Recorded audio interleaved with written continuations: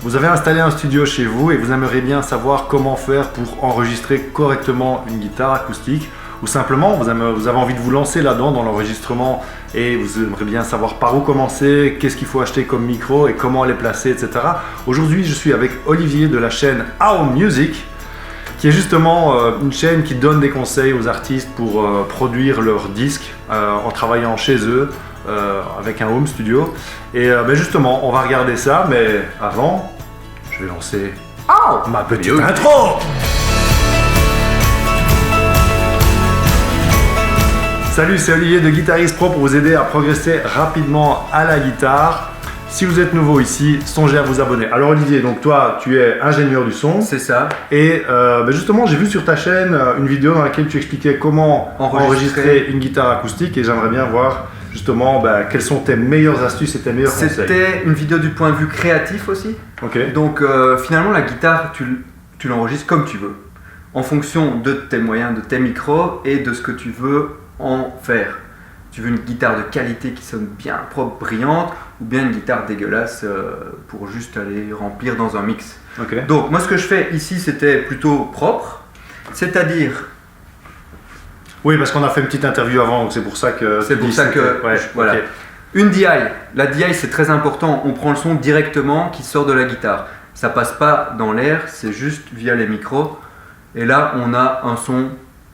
Ouais, mais alors donc pour ça, il faut quand même avoir une guitare acoustique qui est électroacoustique. Moi, c'est pas une électroacoustique à la base. J'ai fait installer un micro ici justement, voilà, et on peut la brancher. Et j'ai fait ça pour pouvoir mettre de la disto en fait sur ma guitare et pouvoir faire des solos avec de la disto quoi. Mais voilà, c'est vrai que le DI ça fonctionne bien. Mais j'ai l'impression que le DI ça fonctionne aussi pas toujours nécessaire. Enfin, il faut vraiment avoir une électroacoustique avec des bons, de qualité. des bons micros piezo, c'est les micros piezo en fait, hein, c'est ça, c'est des micros qu'on met sur le chevalet quoi, ouais. Qui soient déjà à la base quand même un truc de qualité quoi. Ok.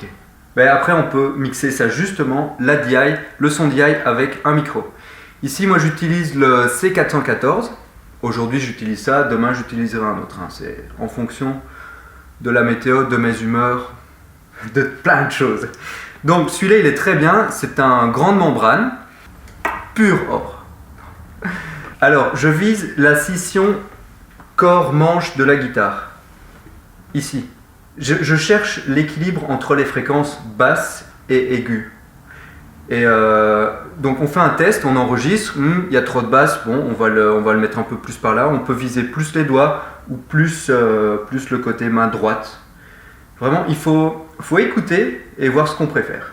Mais alors donc la distance que tu prends par rapport au manche, il y a une distance de base, est-ce qu'il vaut mieux être proche ou un peu plus éloigné, c'est quoi ta référence? Plus tu seras proche, moins tu auras de reverb, de son de la pièce. Donc si on a une pièce, on va dire très petite, qui résonne fort, donc acoustique un peu pourrie, on va mettre le micro le plus proche possible. Super. Et si on a une bonne pièce qu'on veut, ça résonne, on veut en profiter, on peut s'éloigner. Excellent, voilà. Génial.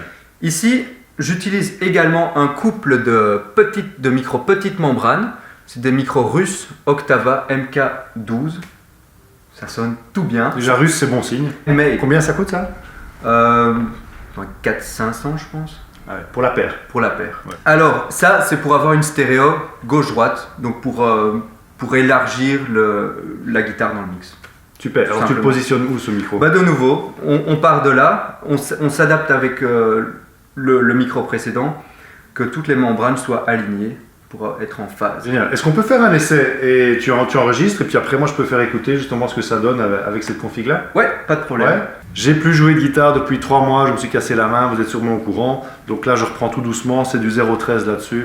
Donc je vais y aller vraiment mollo, on va commencer avec des trucs très simples.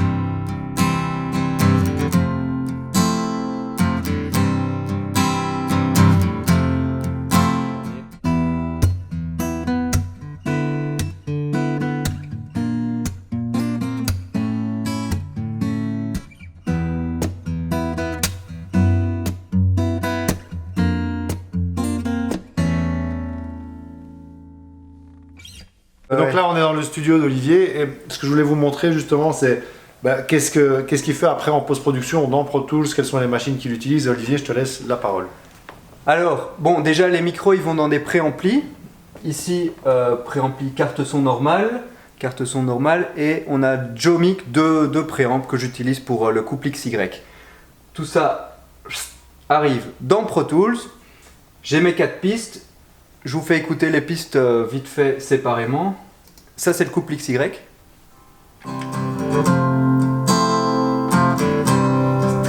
Très spatial. Le C414 qui était au milieu tout seul. La DI pour finir. Le son est moins bon de la DI tout seul. Ouais. Est-ce que par exemple sur tes sources en stéréo, est-ce que tu vas panner gauche-droite, une guitare, une source à gauche, une source à droite?